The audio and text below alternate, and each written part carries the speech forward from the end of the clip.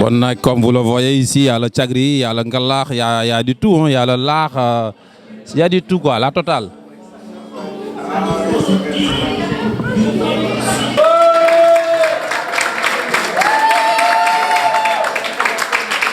Une jeune Sénégalaise, ça ne se voit pas comme ça.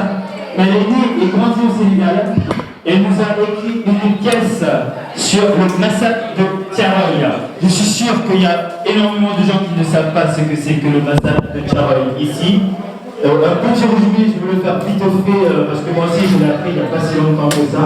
C'est-à-dire, voilà, c'est des tirailleurs sénégalais qui, en entrant dans la guerre, au lieu d'être adulés sous les honneurs et avoir l'argent qui leur était promis et qui était dû, se sont retrouvés massacrés. Évidemment, quand vous serez concentré sur la pièce écrite par Aïcha, vous allez voir, et joué par 3 comédiens de l'ENSAT, c'est l'école nationale, supérieure nationale des arts et techniques de théâtre, c'est bien ça? Voilà, basé à Lyon. On a avec nous Marie de Porteur, tu peux te lever s'il te plaît. Awa Diakité. Et comme il faut un mec pour gérer tout ça, Jean-Jacques Delgado, Jacques Joël, pardon, excusez-moi, Delgado. Voilà, chers amis, dans un petit quart d'heure, justement, on va mettre la salle à disposition avec des chaises là. Et on vous demandera aussi du silence pour cette pièce. Voilà. Ben, je vous remercie à l'avance pour votre écoute et on parlera après la lecture de la pièce. Voilà, je pense que vous avez bien vu que voilà, lorsqu'il y a un peu de silence, donc on arrive à s'entendre et on pourra mieux peut-être regarder le micro aussi si c'est trop fort. Est-ce que l'écoute, le confort d'écoute est bien? Est-ce que ça vous va comme ça, là, le son du micro et, Parfait. J'ai entendu une, parfait, merci. Vous avez droit à un verre de ma part. Il y a une qui suit. Mais bon, génial. Voilà, il y aura la musique lancée toujours par DJ Somko. Nous avons aussi la télé. IT News, c'est un ancien de Montpellier qui est aujourd'hui basé à Paris et qui est toujours avec nous sur les événements de la SH. On le remercie, on applaudit aussi. IT News. Alors voilà, profitez, essayez de prendre les desserts, ceux qui n'ont pas encore pris. Et vraiment, dans 10 minutes, on se met en mode théâtre avec les 3 jeunes et Aïcha. Là, pour nous, qu'avez-vous, Claire, s'il te plaît? D'ailleurs, peux-tu me rejoindre et nous dire un petit mot sur le lieu peut-être et sur les relations que nous, dans l'organisation à la SH. Est-ce que... vous faites? Merci. Voilà, merci beaucoup. Merci beaucoup. Solidarité, diversité, engagement. Les t-shirts sont à 5 €. Et c'est à vendre auprès de notre association parce que sans moi, rien ne marche. Voilà, je suis le point de vue de l'association. Venez, c'est 5 € tout simplement, 1 € les gobelets. Allez-y. Voilà. Est-ce que les comptes sont à l'équilibre? Oui, mais c'est un secret, même si c'est un secret de polichinelle, c'est un secret quand même. Voilà. Ok, quand on est secret, mais on est entre nous, ça sortira pas d'ici, évidemment. Bon, profitez bien de la journée. J'espère que vous avez mis le buffet mis à votre disposition par la SH. Est-ce que c'était bien le buffet? Oui. Génial, vous en redemandez? Oui. Si on met ça chaque semaine, est-ce que vous serez présents? Bon, on est parti. Chaque semaine, on se retrouve ici ou ailleurs. Voilà, parfait.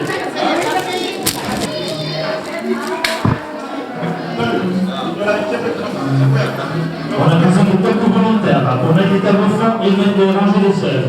Ceux qui sont volontaires, les gros bras. Ah, il y en a une. Moi, je suis pas chaud. Je suis pas le bon client, je suis pas chaud. Alors, personne ne sait alors, à part mon ami Jean, qui est pistonné. C'est l'histoire d'un petit garçon qui s'appelait Samba. Samba, quand il est né, il était très beau. À l'âge de 7 ans, dans le village, on disait, oh là là, quel beau garçon. Plus tard, il fera des ravages. Devinez auprès de qui? À 11 ans, très beau garçon. À 18 ans, j'étais très beau. Et certains de ses copains du même âge s'étaient mariés. Mais pas lui. Et on disait au village, mais comment se fait-il qu'il ne soit pas le premier à avoir une épouse?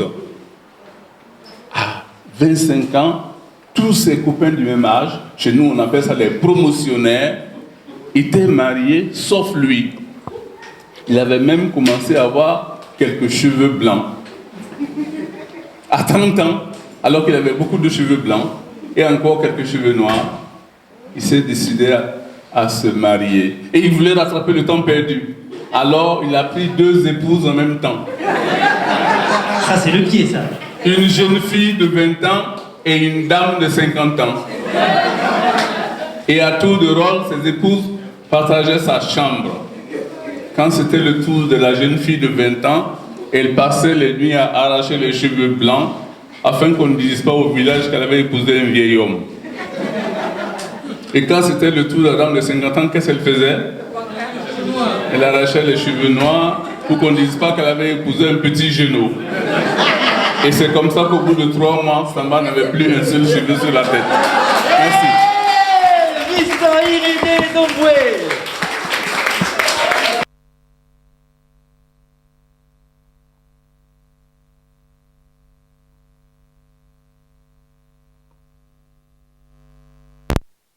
Et que vous avez pu trouver aussi un peu de Sénégal dans ce week-end qui s'est déroulé, quoi.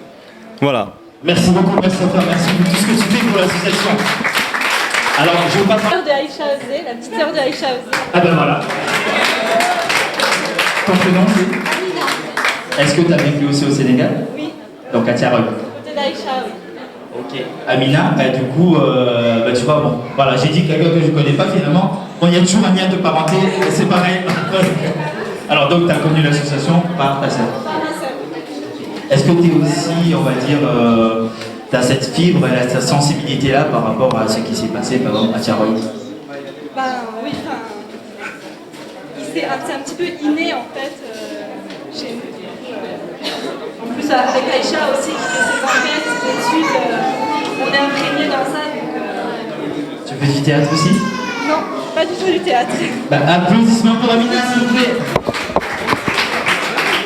Merci beaucoup, merci à tous. À moins que quelqu'un veut prendre le micro, tu vas.